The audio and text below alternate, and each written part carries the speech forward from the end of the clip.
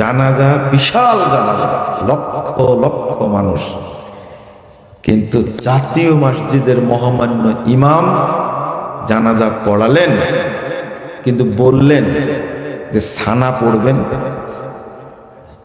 এরপরে তাকবীরে কি পড়বেন? দুরুদ, তারপরে দোয়া, তারপর তাকবীরে কি? সালাম। 4 তাকবীর হয় জানাজাতে।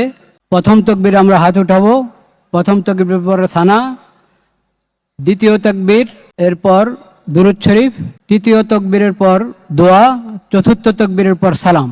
সূরা ফাতিহা নাই, তাই না? আপনিও বুঝে গেছেন। জাতীয় মসজিদের ইমাম, তবে উনি এইগুলো না বলেও সালাতটা পড়তে পারতেন না? বুঝেননি কথা? আগেও পড়েছে অনেক জানাজা, বলতে পারতেন, কিন্তু এই ঘোষণাটার মাধ্যমে উনি সূরা ফাতিহাকে ইগনোর করেছেন। 2, উনি ছবি তোলার দিকে মনোযোগ আছে। আবার এটাও বলছেন এটা তো দোয়া, আর কিছু জাহেল আছে, জাহেল বলছে এটা সালাত কেমনে হলো, যার রুকু নাই সাজদা নাই, ও এই জন্যই তোমরা ওযু না করে জানাজা পড়ো, এতদিনে দলিল পেয়েছে। যারা সালাত বলে না জানাজাকে, এরা কেউ মুতে পেশাব করে পায়খানা করে কিন্তু ওযু করে না, না করে জানাজা পড়ে। এটা কি জানেন আপনারা? এই দলিলটা আজকে পেয়েছি। যেহেতু রুকু নাই সেজদা নাই, অতএব এটা সালাত না, এটা কি? দোয়া। আর দোয়া করার জন্য ওযু শর্ত? হ্যাঁ, দোয়া করার জন্য ওযু শর্ত। এই জন্য ইমাম সহ কেউ ওযু করেনি।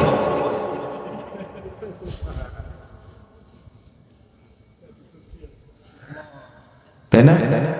যেহেতু রুকু নাই সেজদা নাই, কিনা সালাত না, এই জন্য কি ওযু? মারহাবা বলেন একটু জোরে। আস্তাগফিরুল্লাহ, আস্তাগফিরুল্লাহ।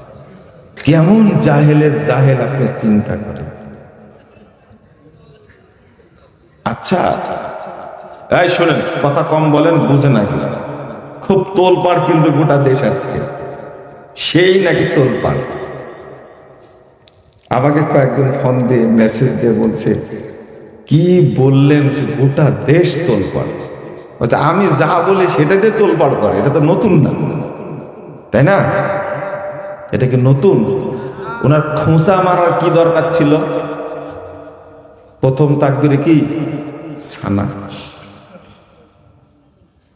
ইনি ওই ইমাম, যে ইমাম বলতে পারেন যে সৌদি আরবে কামলাগিরি করতে যায় আমিন কিনে নিয়ে আসছে রিয়াল দিয়ে, আমিন। বুঝেননি কথা? ইনি নাকি বাংলাদেশের সবচেয়ে বড় আলেম, যিনি আমিনকে ব্যঙ্গ করেন তিনি নাকি সবচেয়ে কি বড় আলেম। যে একটা শরীয়তের আমলকে ব্যঙ্গ করে ও হলো সবচেয়ে বড় জাতি, বড় জাতি। আমি মনে করি আপনি বলতে পারেন আমি আমিন বলার হাদিসটা আমরা মানি না, জয়ীফ হাদিস, এটা বলতে ব্যঙ্গ করলেন কেন? আমিন আসতে বলে বাংলাদেশের বহু মানুষ, তাই না? আমরা কোনদিন ব্যঙ্গ করেছি? আজকে এটা নিয়ে তোলপাড় কেন? লক্ষ লক্ষ মানুষকে এটা না বললে হতো না? আপনি এমনি পড়াচ্ছেন, পড়ান। আবার জানাজাকে দোয়া বলছেন। আল্লাহর নবী মুহাম্মদ সাল্লাল্লাহু আলাইহি ওয়াসাল্লাম বলছেন, ইজা সাল্লাইতুমুল মাইয়িত, যখন তোমরা মাইয়িতের সালাত পড়বে, বলেন যখন তোমরা মাইয়িতের জন্য দোয়া করবেন, দোয়ার জন্য কি পশ্চিম মুখ ঘোরা কি শর্ত? তাকবীর বলা কি শর্ত? জাহেল কি এমনি বললাম আমি? বলেন, দোয়ার জন্য কি সালাম শর্ত? তো সালাম ফিরালেন কেন? দোয়া তো ন্যাংটা হয় করা যায়, যে কোনো দিক ঘুরে করা যায়। আল্লাহ বলছেন ওয়ালা তুসাল্লি আলাইহি ওয়ালা তাকুম আলা কবরি। এই মুহাম্মদ, এই মুনাফিকের তুমি জানাজা পড়ো না, তার কবরের ধারে দাঁড়ায় না। এই যে আল্লাহ যে বললেন লা তুসাল্লি, এর দ্বারা কি দোয়া? কি জানাজা না? প্রথম এটা সালাত, সালাতুল জানাজা মানে কি? জানাজার দোয়া।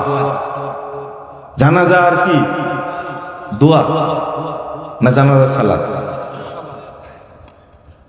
আল্লাহ সালাত বলছেন, রাসূল সাল্লাল্লাহু আলাইহি ওয়াসাল্লাম সালাত বলছেন, আর আপনি দোয়া বলে ব্যঙ্গ করবেন কেন? ওসমান হাদিরও জানাজা পড়লো তার ভাই। আমি কিছু বলেছি? হ্যাঁ, দেখেন কিছু বলিনি। আমি জানাজা উপস্থিত ছিলাম, কিচ্ছু বলছি। দুর্ভাগ্য, একজন আলেম হিসাবে এরকম করতে পারেন না। হতে পারে বাইতুল মুকাররমের ইমাম, তাতে কি যায় আসে? সে কি রাসূল নাকি? সে কি সাহাবী? ওই সুযোগ নাই। যদি জানতেন তারেক রহমান যে এই মাসালা সূরা ফাতিহা না পড়লে সালাত হয় না, এটা রুকুন, মনে হয় এই ইমামকে ভাড়া করতেন না। আমি ঠিক বলেন না, আপনার ঠিক বলার দরকার নাই, আমার ধারণা বলছি। সূরা ফাতিহা পড়তে হবে জানাজাতে, সূরা ফাতিহা জানাজায় পড়তে হবে। তিরমিজির 1026 নম্বর হাদিস। একটা জিনিস বলি, এই হাদিসটা আসছে ইবনু আব্বাস থেকে। কার থেকে? ইবনু আব্বাস রাদিয়াল্লাহু আনহু থেকে হাদিসটা বর্ণিত হয়েছে। তিনি বলছেন রাসূল সাল্লাল্লাহু আলাইহি ওয়াসাল্লাম সালাতে জানাজা সালাতে সূরা ফাতিহা পড়তেন। এই হাদিসে একজন রাবী আছে, মজার ব্যাপার কিন্তু। একজন রাবী আছে ইব্রাহিম বিন উসমান, নাম কি? ইব্রাহিম বিন উসমান। এত রাত্রে কেউ বক্তব্য বুঝবেন আপনারা? দরকার ছিল 8:30টায় মারলে ভালো ছিল, নাহলে 10:30টায়। শুনেন তো, এই হাদিসটাকে ইমাম তিরমিজি রাহিমাহুল্লাহ নিজেই বলছেন মুনকারুল হাদিস। হাদিসটা কি? মুনকার। কেন? এই হাদিসের রাবী একজন আছে ইব্রাহিম বিন উসমান,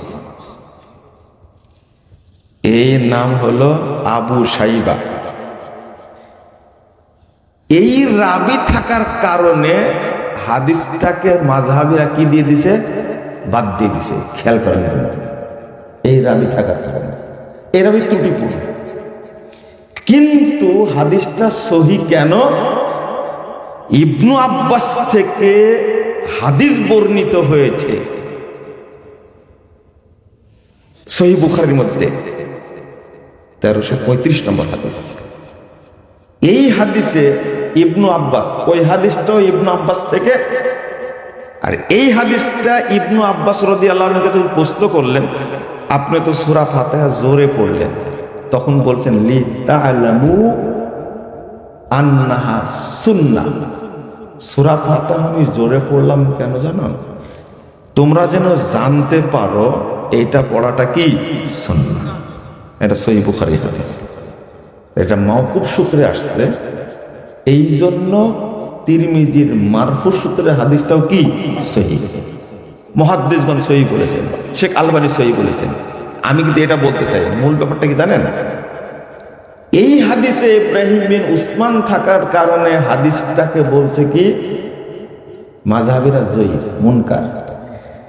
কিন্তু যে দলিল দিয়ে 20 রাকাত নামাজ পড়ে ওই হাদিসের রাবিও কিন্তু ইব্রাহিম বিন উসমান।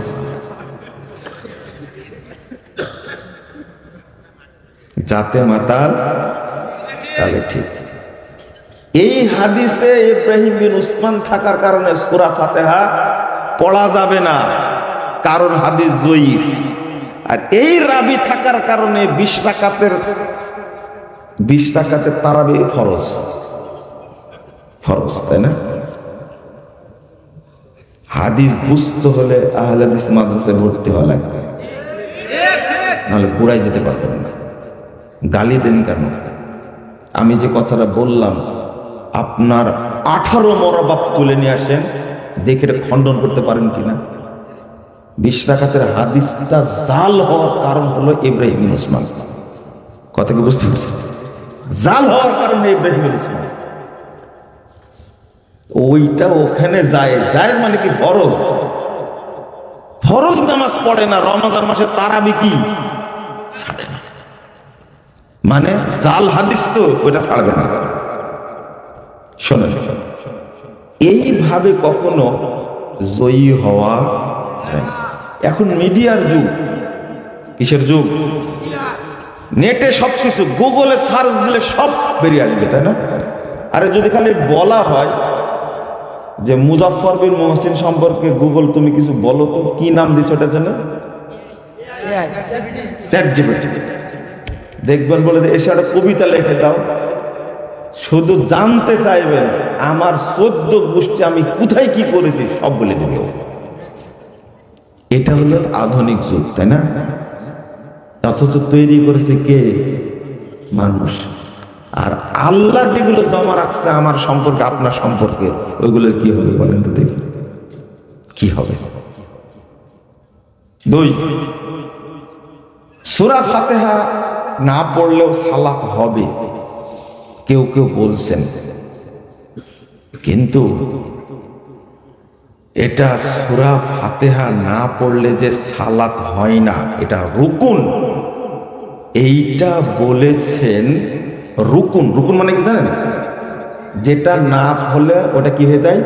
বাতিল হয়ে যায়। লা সালাতা লিমান লাম ইয়াকরা বিফাতিহাতিল কিতাব। সবাই হাদিস পেশ করেছেন। বর্তমান জামানার সবচেয়ে বড় ফকিহ, যাকে ইবনে তাইমিয়ার সাথে তুলনা করা হয়, মুহাম্মদ বিন সালেহ আল উসাইমিন রাহিমাহুল্লাহ, একজন ইমাম, তিনি বলছেন জানাজার সালাতে সূরা ফাতিহা পড়ার রুকুন, না পড়লে সালাত হবে তাহলে বাতিল। ইমাম ইবনে বাজ রাহিমাহুল্লাহ বলছেন এটা ওয়াজিব, করতেই হবে। একজন বড় আলেম সালেহ আল মুনাজ্জিদ তিনি বলছেন এটা রুকুন, পড়তেই হবে। কথা কি বুঝতে পারলেন? আর মোটের উপরে একটা কথা যে যাই বলো, আল্লাহর নবী সাল্লাল্লাহু আলাইহি ওয়াসাল্লাম বলছেন মান সাল্লা সালাতান, কেউ যদি কোনো সালাত পড়ে আর সেখানে যদি সূরা ফাতিহা না পড়ে, ফাহুয়া খিদাজ। খিদাজ মানে কি জানেন? না, বাতিল না। খিদাজ মানে 4 মাসের আগে যে বাচ্চা পড়ে যায়, বুঝেন না কথা? এর কি থাকলো বলে তো দেখি? 4 মাসের আগে যে বাচ্চা পড়ে যাবে মায়ের পেট থেকে, এর দ্বারা কিছু হবে? এখনো বুঝেননি? এই হাদিসটা কোথায় রাখবেন? আপনি কি বুঝেন? 4 মাসের আগে যখন বাচ্চার কিছুই বোঝা যায় না, তাই না? তখন কেবল কি আছে? রক্তটা কি জমাট হয়েছে কেবল, ওইটা পড়ে গেল, জানাজা হবে? হ্যাঁ, গোসল, কাফন, দাফন।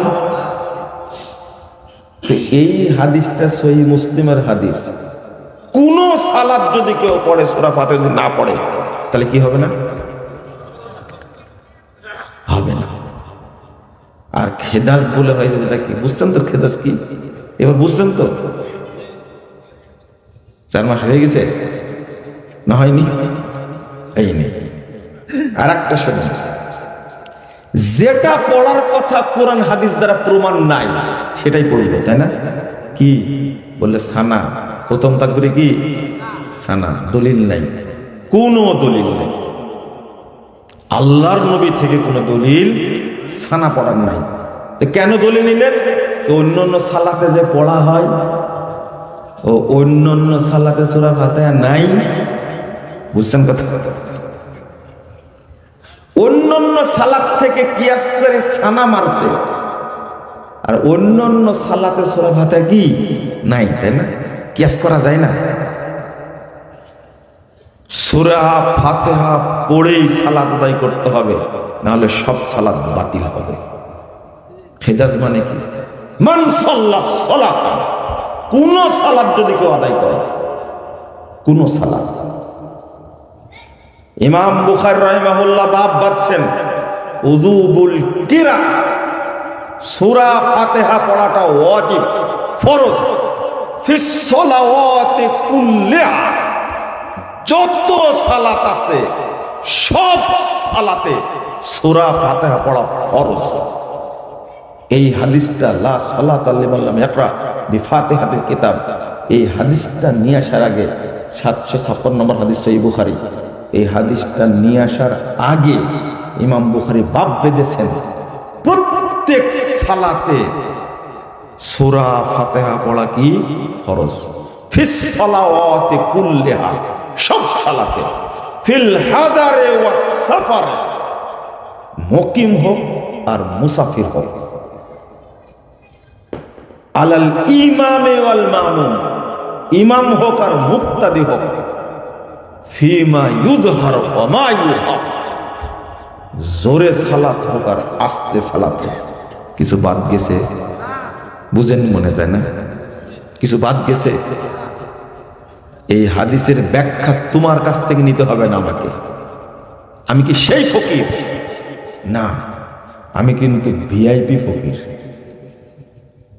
আমি আপনার কাছে ব্যাখ্যা নেব না, আজকে এই বিষয়টাই দিয়েছে আলোচনা করার জন্য, বুঝছেন? আমি কিন্তু বিষয়ের বাইরে যাই না। এই হাদিসের সবচেয়ে ভালো ব্যাখ্যা কে বুঝবেন? আল্লাহর নবী বলেছেন সবচেয়ে ভালো বুঝবেন কারা? সাহাবায়ে কেরাম, তাই না? আমি ব্যাখ্যাটা তাদের কাছ থেকে নিচ্ছি, আপনার কাছ থেকে নেব। আপনি নিজেই মিসকিন, ফকিরের কাছে ভিক্ষা চেয়ে কোনো লাভ আছে? ও কিছু দিবেও, বরং ব্যঙ্গ করবে, এই দেখো আমি নিজেই তো ফকির, খাবার নাই আমার কাছে ভিক্ষা চাস কেন? আপনি তো নিজেই ফকির, আপনার কাছে ভিক্ষা চাইবো কেন? এর নাম হলো মানহাজ। আল্লাহর নবী সূরা ফাতিহার ব্যাখ্যা দিয়েছেন, সূরা ফাতিহা পড়েছেন, এটা কেমনে পড়তে হবে সেইটা সাহাবীরা দেখে দিয়েছেন, স্পষ্ট ভাষায় বলছেন। হাদিস থাকতে কোনো দিকে আমরা মন দিব না। জানাজা সালাত যেমন জানাজা সালাত, আজকে যারা বলছে সূরা ফাতিহা না পড়লে তো জানাজা হয়, একটা বাক্য সে লেখেনি। যারা জানাজার সালাতকে সালাতই মনে করে না, দোয়া মনে করে, তারা কি সূরা ফাতিহার 5 পয়সা দাম দিবে? না। তারা বলে দিছে, আরে সূরা ফাতিহা পড়বে না, ফরজ সালাত থেকে উঠাই দিছে। সালাত যেটা ফরজ সালাত থেকে উঠাই দিছে, ফরজে কিফায়ার ক্ষেত্রে সূরা ফাতিহার দরকার আছে? বুঝেননি কথা? আগে তো আউট। লক্ষ লক্ষ মানুষ সালাত পড়ছে ঈদের ময়দানে, সূরা ফাতিহা পড়ছে শুধু কয়জন? একজন পড়ছে। আবার দলিল পেশ করেছে, ওয়াইদা কুরিয়াল কুরআন ফাসতামিউ লাহু ওয়ানসিতু লাআল্লাকুম তুরহামুন, যখন তেলাওয়াত করা হয় তখন মনোযোগ দিয়ে শোনো। তাহলে জোহরে 4 রাকাতে, হ্যাঁ, আসরের 4 রাকাতে, মাগরিবের শেষ রাকাতে, এশার শেষ 2 রাকাতে, বুঝেননি? এখানে কি পড়ে? বুবা হয়ে বসে থাকেন, ধরে নিল কয় রাকাত পাওয়া গেল? 2 2 4 রাকাত। আর কয় রাকাত? 6 রাকাত। মাগরিবের 2 রাকাত, এশার 2 রাকাত, ফজরে কি 2 রাকাত। কয় রাকাত হলো? 6 রাকাত তেলাওয়াত জোরে পড়ে, তাই না? তাহলে বলেন তো, আস্তে পড়ার রাকাত বেশি না জোরে পড়ার রাকাত বেশি? আস্তে রাকাত কয়টা? হ্যাঁ, 11। 4 4 8, 8 একে 9, 9 2, তাহলে 11 বেশি হলো না 6 বেশি হলো? এটা আপনি মনে মনে নিয়াত করে দেখেন, 6 বেশি। বুঝেন না মনে, তাই না? 11 বেশি না 6 বেশি? 11 রাকাত ফরজ সালাতে কেরাত ইমাম জোরে পড়ে না, তখন কি করেন? এই পুরো বাংলাদেশের মানুষকে এই ধর্মীয় পুরোহিতরা, এই ঠাকুরগুলো শুধু ধোকাই দিচ্ছে, প্রতারণাই দিচ্ছে। কোনদিন জিজ্ঞেস করছে? একজন আস্তে করে বলছে, পড়ে না কি জন্য জানেন? যদি ইমামের আগে পড়ে ফেলে। আমি বললাম, সর্বনাশ, বিশাল ইবলিসি যুক্তি তো দিতেছে। মানে আপনি জহর পড়ছেন, ইমামও জহর পড়ছেন, যদি ইমামের আগে যদি পড়ে নাই। আমি বললাম যে, এই ব্যাকআপ কোথাকার, তুমি যে সানা পড়লে তখন মনে হয়নি ইমামের আগে হলো কিনা? তুমি যে রুকুর দোয়া পড়ছো তখন মনে হয়নি যে ইমামের আগে হলো কিনা? তুমি সেজদায় পড়ছো দোয়া, ইমামের আগে হচ্ছে কিনা তখন খেয়াল করোনি? আবার তাশাহুদ পড়ছে, তখন মনে হয় না ইমাম যদি আগে হয়ে যায়? শুধু দোষ সূরা ফাতিহার, তাই না? এটা হলো ইহুদি চিন্তা, এটা হলো খ্রিস্টানি চিন্তা। সূরা ফাতিহাটা হলো মুসলিম উম্মার জন্য বিশাল নিয়ামত, সবচেয়ে বড় দোয়া আল্লাহর পক্ষ থেকে সূরাতুল ফাতিহা। আর এইটা বাদ দিয়েছে মুসলিমরা যেন সঠিক পথ না পায়, আগেই গোড়া মেরে দিয়েছে। এটা ষড়যন্ত্র। হাদিস কি? আমিনটাও বলে। আল্লাহ রাসূল সাল্লাল্লাহু আলাইহি ওয়াসাল্লাম বলছেন, ইহুদি খ্রিস্টানরা সবচেয়ে বেশি খারাপ মনে করে আমিনকে আর সালামকে। আমিনকে আর সালামকে। গায়রিল মাগদুবি আলাইহিম ওয়ালাদ-দাল্লিন। আমিন। মাশাআল্লাহ। মাগজুব হলো ইহুদিরা আর দাল্লিন হলো খ্রিস্টানরা। যতজন মুসলিম যত রাকাত সালাত পড়ে, যত বার সূরা ফাতিহা পড়ে, ততবার ইহুদি খ্রিস্টানদের বিরুদ্ধে তারা আল্লাহর কাছে বদ্ধ করে। এরা কি মেনে নেবে? মেনে নেবে এটা? শুধু তাই না, সূরা ফাতিহা না পড়লে সালাত হবে না। তার মূল কারণ হলো ও তাওহীদের স্বীকৃতি দেয়নি। সূরা ফাতিহা সূরাতুত তাওহীদ, শুরুই হয়েছে তাওহীদ দিয়ে। আগে তাওহীদের স্বীকৃতি, তাওহীদের রুবুবিয়্যাহ, আলহামদুলিল্লাহি রাব্বিল আলামিন। আগে বলেছে বিসমিল্লাহির রহমানির রহিম। এখানে তাওহীদের রুবুবিয়্যাহ, এখানে আছে তাওহীদে উলুহিয়্যাহ, এখানে আছে তাওহীদ আসমা ও সিফাত। আবার বলছেন আলহামদুলিল্লাহি রাব্বিল আলামিন। এই দেখেন তাওহীদের রুবুবিয়্যাহ, আর রহমানির রহিম, এটা হলো তাওহীদে আসমা ও সিফাত। মালিক ইয়াউমিদ্দিন, তাওহীদ আসমা ও সিফাত। ইয়্যাকা না'বুদু ওয়া ইয়্যাকা নাস্তাইন, এটা হলো তাওহীদে উলুহিয়্যাহ। তুমি স্বীকৃতি দিবা না, কোন সালাত কবুল হবে না, বাতিল হবে। এই জন্য ইহুদি খ্রিস্টানরা কখনো চাই না মুসলিমরা সূরা ফাতিহা পড়ুক। কথা কি বুঝতে পারছেন? চাই না। আমরা সূরা ফাতিহা ছাড়বো না ইনশাআল্লাহ। মনে থাকবে? রাগ করলেন নাকি? রাগ করারই কথা। সূরা ফাতিহাই মূল জিনিস। সালাতে যদি কোনো ব্যক্তি কিছুই না পড়ে, শুধু সূরা ফাতিহা পড়ে, তার সালাত হবে। এইরকম পাওয়ার, এইরকম পাওয়ার। 2, কেউ যদি সালাতে সব পড়ে আর সূরা ফাতিহা যদি না পড়ে সালাত কি বাতিল। এইটা হলো তাওহীদের পাওয়ার। আপনাকে সূরা ফাতিহা পড়তেই হবে। এই সমস্ত বাজে যুক্তি চলবে না। রেফারেন্স দেখবেন, পড়বেন। এটা কি হিন্দুদের ঠাকুরের ধর্মের মতো নাকি? হ্যাঁ, শুধু ঠাকুররা পড়বে? সকল মুসলিম ব্যক্তি পড়বে, ডিসি পড়বে, এসপি পড়বে, এমপি পড়বে, মন্ত্রী পড়বে, প্রধানমন্ত্রী পড়বে, রাষ্ট্রপতি পড়বে, যাই হোক না করে, চেয়ারম্যান, মেম্বার, শিক্ষক, সচিব যারা আছে মানুষ মাত্র সবাই কোরআন হাদিস পড়বে, বুঝে আমল করবে। এটা ঠাকুরের ধর্ম না, এটা আল্লাহর পক্ষ থেকে নাজিল হওয়া দিন। এটা দিন, এটা জীবন বিধান, এটা গোপনীয় কিছু না। চলেন, যে বিষয়টা বলছিলাম, লোড নেওয়ার জন্য রেডি থাকবেন। 10 বছর গালি দেন আপনি, কোন আপত্তি নেই, 10 বছর গালি দেন, এরপরেও আল্লাহ আপনাকে হেদায়েত দিক, আমি এটা চাই। আমি দোয়া করি আল্লাহ বাংলাদেশের সব মানুষকে হেদায়েত দান করুন, আমিন। দোয়া করি, মানে আল্লাহর কাছে বিশেষভাবে বলি, আল্লাহ তুমি সবাইকে তাওহীদের জ্ঞান দান করো। আপনি আমার জাল থেকে বের হতে পারবেন না ইনশাআল্লাহ, একবারে ফ্রেশ কথা। আমি আপনার কাছে চাই না, এদেশের কোন লোকের কাছে চাই না, আল্লাহর কাছে চেয়েছি, আল্লাহ এদেশের সব মানুষকে তুমি তাওহীদের জ্ঞান দান করো। একদিন কবুল হবে ইনশাআল্লাহ, যেদিন আমরা থাকবো না, কিচ্ছু থাকবে না। আপনার মাজার পূজা, এর চেয়ে বেশি মাজার পূজা সৌদি আরবে ছিল, এর চেয়ে বেশি কবর পূজা সৌদি আরবে ছিল, এর চেয়ে বেশি মানুষ পূজা সৌদি আরবে। আল্লাহ সব উল্টা দিয়ে সৌদি আরবের মাটিকে ফ্রেশ করে দিয়েছেন, আলহামদুলিল্লাহ। বাংলাদেশকে একদিন দেবে। পীর ফকিরের ব্যবসা বাংলাদেশে চলবে না, এই হারাম ব্যবসা চলবে না, সবগুলো ভেঙে দিয়ে একবারে মাটির সঙ্গে মিশে দিয়ে এই দেশে তাওহীদ থাকবে, সবগুলো বাতিল হয়ে যাবে ইনশাআল্লাহ।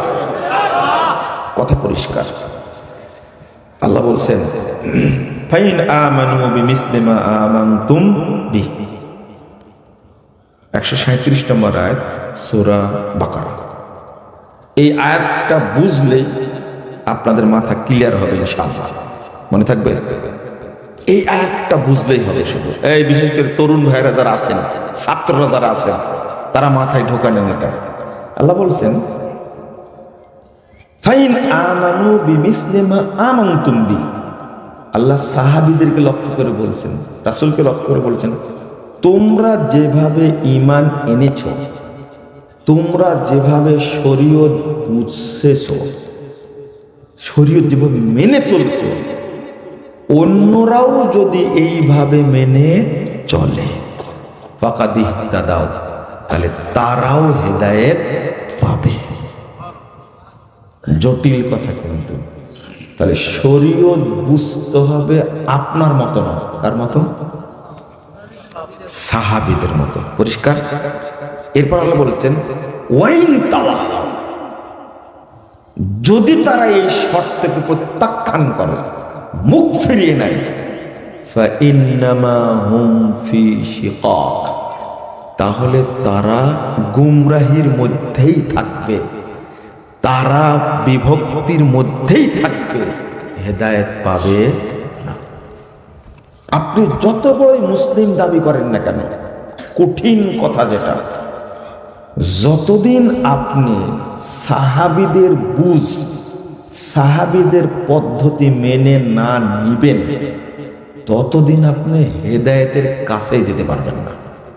এই আয়াতটার অর্থ, ফাইন আমানু বিমিসলি মা আমানতুম বিহি, তোমরা যেভাবে ঈমান এনেছো, শরীয়তের উপরে আত্মসমর্পণ করেছো, শরীয়তকে মেনে চলছো, ঠিক এইভাবে যদি অন্যরাও মেনে নেয়, ফাকাদ ইহতাদাও, তাহলে তারাও হেদায়েত পাবে। আর যদি মেনে না নেয়, তাহলে হেদায়েত পাবে না। একবারে সোজা সাপটা কথা। আচ্ছা, আপনি নিজের মতো কোরআন বুঝতে যাবেন কেন, হাদিস বুঝতে যাবেন কেন, নিজের মতো বুঝতে গেলেন কেন? আপনাকে তো অনুমতি দেয়নি। আল্লাহ বলছেন, ওয়ালা ইয়াতুনাকা বিমাসালিন ইল্লা জিনাকা বিল হক ওয়া আহসানা তাফসীরা। 33 নম্বর আয়াত। সূরা আল ফুরকান। আল্লাহ বলছেন তোমার কাছে, আল্লাহ রাসূলকে লক্ষ্য করে বলছেন, তোমার কাছে তারা যে বিষয়গুলো নিয়ে আসে জানার জন্য, ইল্লা জিনাকা বিল হক, তোমাকে সেই বিষয়ে আমি ওহী দ্বারা সমাধান দিই, হক দ্বারা সমাধান দিই। কে বলছেন? হয়তো আল্লাহ রাসূলের কাছে অমুক জানতে গেছে, অমুক জানতে গেছে, অমুক জানতে গেছে, এর উত্তরটা কে দেন? আল্লাহ। জিনাকা বিল হক, আমি তো হক দ্বারা, ওহী দ্বারা ফয়সালা দিই, হক ফয়সালা দিই। কে বলছেন? আল্লাহ। এরপরে কি বলছেন জানেন? ওয়া আহসানা তাফসীরা, আর এই আয়াতের সর্বশ্রেষ্ঠ তাফসীর কি হবে, ব্যাখ্যা কি হবে, আমি সেটাও বলে দিই। তাহলে সর্বশ্রেষ্ঠ ব্যাখ্যা কে দিয়েছেন? আল্লাহ। তো ব্যাখ্যা আপনার কাছে নিতে যাব কেন? আমি কি পাচ্ছি না ব্যাখ্যা, তাই আপনার কাছে যাব? আপনি আবার বুঝেন, আল্লাহ বলছেন আমি ওহী নাজিল করি, আর এর উত্তম ব্যাখ্যা, উত্তম ব্যাখ্যা কি মানে আহসান, আহসান মানে কি? গুড, তারপরে কি বলেন? বেটার, বেস্ট বলেন না? এইটার অর্থ হলো বেস্ট, উন্নততর, সবচেয়ে ভালো ব্যাখ্যা আমি আল্লাহ দিই। তাহলে আল্লাহর ব্যাখ্যা থাকতে আপনি কেন নিজের মতো ব্যাখ্যা করবেন? তাই না? এটা কিন্তু কুফরি। এটা কি? কোরআন এবং হাদিস নিজের মতো বোঝা, এটা কুফরি, কিন্তু বোঝা যাবে না। আল্লাহ তো এই আয়াতে বলছেন ফাইন্নামা হুম ফি শিকাক, তারা গুমরাহির মধ্যে থাকবে, ভ্রষ্টতার মধ্যে থাকবে, বিভক্তির মধ্যে থাকবে। কিন্তু 115 নম্বর আয়াতে আল্লাহ বলছেন সূরা নিসা, ওয়া মান ইউশাকিকির রাসূল মিন বাদি মা তাবায়্যানা লাহুল হুদা ওয়া ইয়াত্তাবি গায়রা সাবিলিল মুমিনিন নুআল্লিহি মা তাওয়াল্লা ওয়া নুসলিহি জাহান্নাম ওয়া সাআত মাসীরা। এই আয়াতে আল্লাহ বলছেন মুমিনদের রাস্তার উল্টা দিকে যে চলে যায়। আপনার কেবলা কোন দিকে? এদিকে।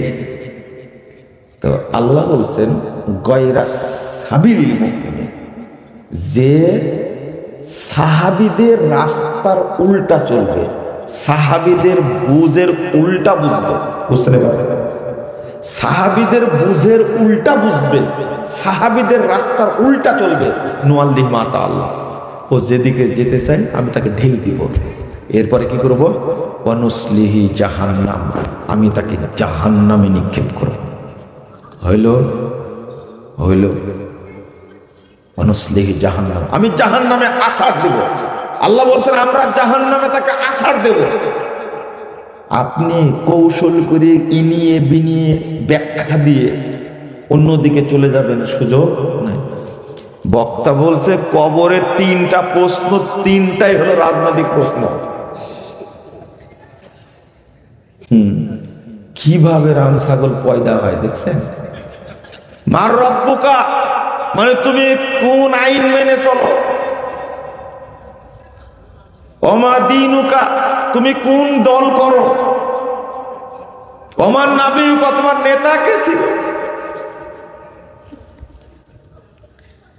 তোমার মতো এই বেহায়া বক্তারাই বাংলাদেশের ঈমান নষ্ট করেছে। তুমি এই অর্থ করতে গেলে কেন? আস্তাগফিরুল্লাহ।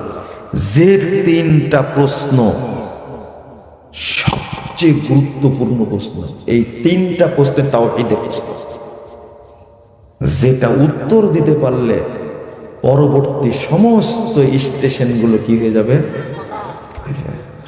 3 জায়গাতে বিকৃত করেছে। মার রব্বুকা মানে তুমি কোন আইন মানতে? আচ্ছা, আইন মানা একটা দিক হলো, আর কোন দিক নাই? আসমা ও সিফাত নাই, হ্যাঁ, উলুহিয়া নাই। ওই যে বললো তাওহীদের জ্ঞান না থাকলে যা হয়। শোনেন, এই ধরনের বাজে মিথ্যা কথা বলা যাবে না। এগুলো ইহুদিদের নীতি। কাদের? আল্লাহ বলছেন আল্লাযীনা হাদু ইউহাররিফুনাল কালিম আম মাওয়াদিহি, মূল অর্থ থেকে চেঞ্জ করে দেয় যারা ইহুদি তাদের কাজ এটা, কোনোদিন করবেন না। উদাহরণ দিলে বুঝবেন, মাফ করবেন। উদাহরণ দিই তাহলে তো বুঝবেন। হাদিসের কয়টা উদাহরণ দিবেন আর কোরআনের কয়টা উদাহরণ দিবেন? অনেক উদাহরণ, তো একটা দুইটা বলে এটা শেষ হবে না। আপনাকে মানহাজ বুঝতেই হবে। একটা প্রশ্ন করি, বলেন তো কোন তরকারিতে লবণ লাগে না? বলেন, উত্তর দেন। হ্যাঁ, একজনও বলতে পারবেন না কোন তরকারিতে লবণ লাগে না? নোনা ইলিশ খেয়েছেন?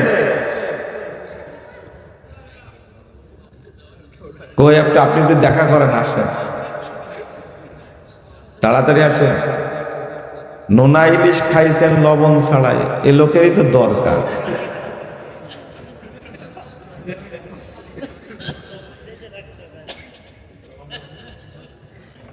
ওর নাম নোনা হলো কেন?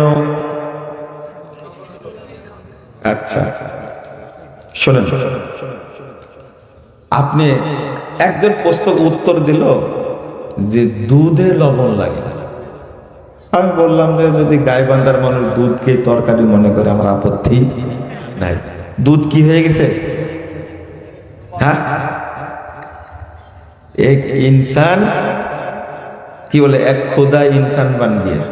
হ্যাঁ, তো দুধ যে গাইবান্ধাতে তরকারি বলে এটা জানা ছিল না। কিন্তু কুমিল্লার একজন লোক বলছে কি জানেন, রান্না করা তরকারিতে লবণ লাগে না। আমি বললাম এই জন্যই আপনারা কুমিল্লার মানুষ। এই উত্তর কেউ দেয় না। তরকারি রান্না করা হয়ে গেলে একার কেউ লবণ দেয়? কি বুদ্ধিটা দেখছেন, সেই ব্রেন। এ যাবৎ কারো কাছে এই প্রশ্নের উত্তর পাইনি, কুমিল্লায় গিয়ে পেয়েছি। রান্না করা তরকারিতে লবণ লাগে না। অন্তত এটাও বলতে পারতেন আপনারা। এর অর্থ কি জানেন? লবণ ছাড়া তরকারি ঠিক, আমি এমনি বলি, মানহাজ এমন জিনিস সেইটা ছাড়া শরীয়তের কোনো একটা বিষয় বুঝাও যাবে না, মানাও যাবে না। করতে গেলে ভুল করবে, করতে গেলে ভুল। মানহাজ মানে কি? জাওয়াত মানহাজ, আল্লাহ নবী বলছেন 2484 নম্বর হাদিস সহিহ মুসলিম। মানহাজ শব্দের অর্থ হলো আলোকিত পথ। কি? জান্নাতের পথ, সিরাতে মুস্তাকিম। মনে থাকবে, সহজ করে বললাম তো, সিরাতে মুস্তাকিম, জান্নাতের পথ। বাংলা করতে পারে নীতি। কি? নীতি, নীতি। মানহাজ মানে কি? নীতি। সালাফ মানে কি? পূর্বসূরি। মাশাআল্লাহ, সালাফ। সালাফ বলতে বুঝায় এক নম্বরে মূল অর্থ হলো রাসূল সাল্লাল্লাহু আলাইহি ওয়াসাল্লামের যুগ, সাহাবীদের যুগ, তাবেঈদের যুগের যারা এই তিনটা যুগে যারা সৎ বান্দা ছিলেন তারা কি? সালাফ। তাহলে দুইটা শব্দ আসলো, মানহাজ আর কি? সালাফ। মানহাজুস সালাফ, মানহাজুস সালাফ। সালাফদের কি? নীতি, সালাফদের নীতি। যারা যারা সালাফদের মানহাজ ফলো করে, সালাফদের নীতি ফলো করে, তারা কি বলেন? তারা কি? জোরে বলেন।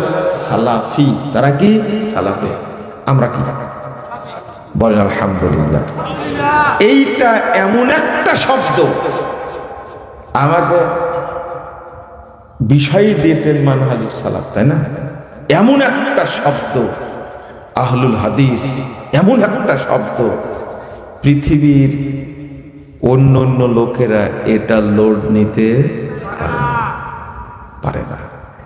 সালাফি বলেন। আলহামদুলিল্লাহ, আমরা সালাফি। আমরা আমুল টামুল কম করতে পারলেও আমরা বিশ্বাস করি, স্বীকৃতি দিই, মেনে চলার চেষ্টা করি রাসূল সাল্লাল্লাহু আলাইহি ওয়াসাল্লাম এবং সাহাবা কেরামের নীতিকে। বলেন আলহামদুলিল্লাহ। এর বাইরে যাবেন? বাহিরে গেলে জান্নাত নাই।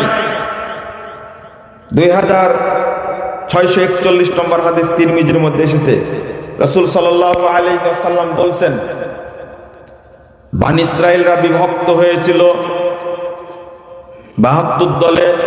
ওয়াসাতাফতারিকু উম্মতি আলা সালাসাতি ওয়া সাবিনা মিল্লাহ, আমার উম্মত বিভক্ত হবে 73 দলে। কুল্লুহুম ফিন্নার ইল্লা মিল্লাতা ওয়াহিদা, সবগুলো জাহান্নামে যাবে একটা ব্যতীত। একটা ব্যতীত, একটা দল ব্যতীত সব জাহান্নামে যাবে। সাহাবীরা প্রশ্ন করলেন, ক্বালু মান হিয়া ইয়া রাসূলুল্লাহ, ওই দলটা কারা যারা জান্নাতে যাবে? রাসূল সাল্লাল্লাহু আলাইহি ওয়াসাল্লাম উত্তর দিয়েছেন, মা আনা আলাইহি ওয়া আসহাবি, আমি এবং আমার সাহাবীরা যে মানহাজের উপরে আছে, যে নীতির উপরে আছে, যারা এই নীতির উপরে থাকবে তারাই জান্নাতে যাবে। তাহলে আপনাকে মানহাজ মানতেই হবে, মানহাজ ফলো করা ফরজ, আবশ্যক। মানহাজের বাহিরে যাওয়া যাবে না। আল্লাহ বলছেন এই জন্য, লিকুল্লিন জাআলনা মিনকুম শিরাতাও ওয়া মিনহাজা, 48 নম্বর আয়াত সূরা মায়েদা, তোমাদের প্রত্যেককে আমি শরীয়ত দিয়েছি এবং মানহাজ দিয়েছি। কে বলছেন? আমরা শরীয়ত মানি কিন্তু মানহাজ মানি না। মানে কি? এইরকম বুঝছেন? যে মানহাজকে অস্বীকার করবে, বাংলাদেশের বড় বড় আলেমও বলে কিসের মানহাজ, বলেন নাউজুবিল্লাহ, আস্তাগফিরুল্লাহ। কেমনে চলে রে ভাই, এটা কিভাবে সম্ভব? মানহাজ ছাড়া আপনি একটা কাজও করতে পারবেন না। একটা বোঝাই, ছোট্ট কাজ আপনাকে জানানো হয়েছে, হাদিস থেকে প্রমাণিত। রাসূল সাল্লাল্লাহু আলাইহি ওয়াসাল্লাম সালাতে এইভাবে রেখে আঙ্গুলটা কি করতেন? নাড়াতেন। শোনেন, নাড়াতেন। কিন্তু আপনি নাড়াচ্ছেন কিভাবে? তাকান তো। চলবে? কেন চলবে না?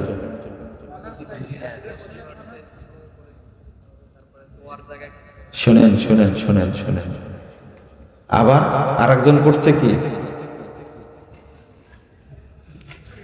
একবার টুক করে মেরে দেখি রেখে দিলাম। চলবে? বুঝেন বুঝেন। এখন এইটা একটা পেলেন, আর একটা কি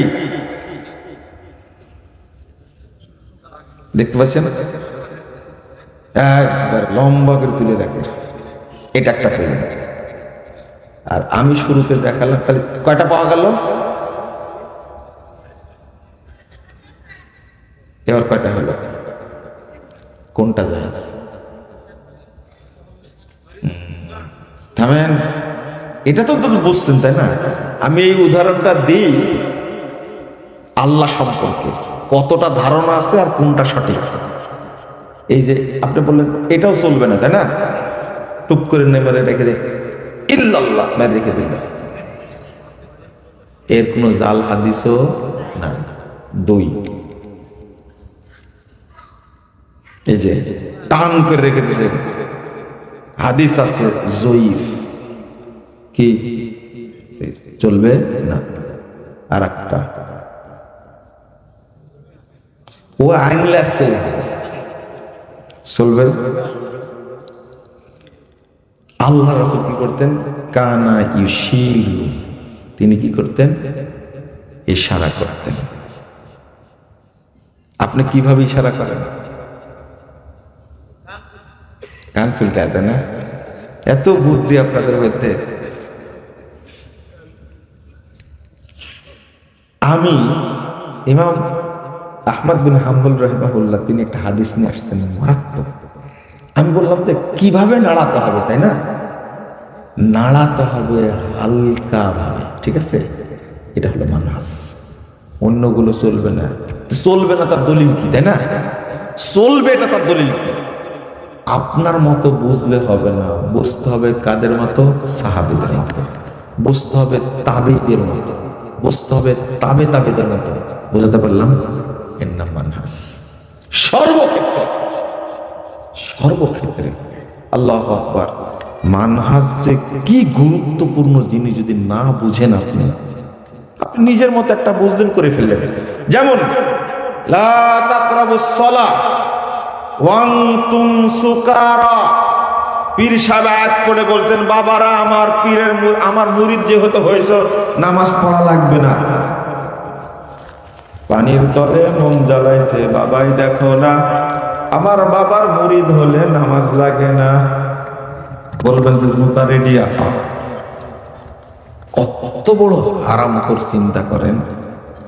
জিজ্ঞেস করছেন নামাজ লাগবে না, রোজা লাগবে না কেন? কত সুন্দর কোরআনের আয়াত দলিল দিচ্ছে। কি দিয়ে? কোরআনের আয়াত। আল্লাহ বলছেন বাবারে শোনো, লা তাকরাবুস সালাহ ওয়া আনতুম সুকারা, যখন তোমরা নেশা করে কি আক্রান্ত থাকবে তখন তোমরা মসজিদের আশেপাশেও যেও না। দেখো আল্লাহ বলছেন সাধারণ মদ খেয়ে যদি কেউ মাতাল হয়, কি খেয়ে? মদ খেয়ে যদি মাতাল হয়, তাই আল্লাহ বলছেন মসজিদের আশেপাশে যেও না। আর যে ব্যক্তি আল্লাহর পাগলে মাতাল, তার জন্য কি নামাজ লাগে? এবার বুঝছেন কি আপনারা? বলেন তো ইবলিসও কি এরকম দলিল দিতে পারবে? সর্বনাশ! ইবলিসও ভাবছে যে আমার বাংলাদেশে আসাটাই বোকামি হয়েছে, তোদের মতো ইবলিস থাকতে আমার দরকার নাই। আপনি চিন্তা করেছেন কোরআন থেকে দলিল আর বুঝতেছে কত সুন্দর করে। আরে বাবা রে বাবা, দেখো যে মদ খেয়ে, সাধারণ মদ খেয়ে যদি কেউ পাগল হয় তাই মসজিদের আশেপাশে যাওয়া নিষেধ। আর যদি কেউ আল্লাহর প্রেমে পাগল হয় তার কি নামাজ রোজা কিছু আছে? দলিল কি? কোরআনের আয়াত।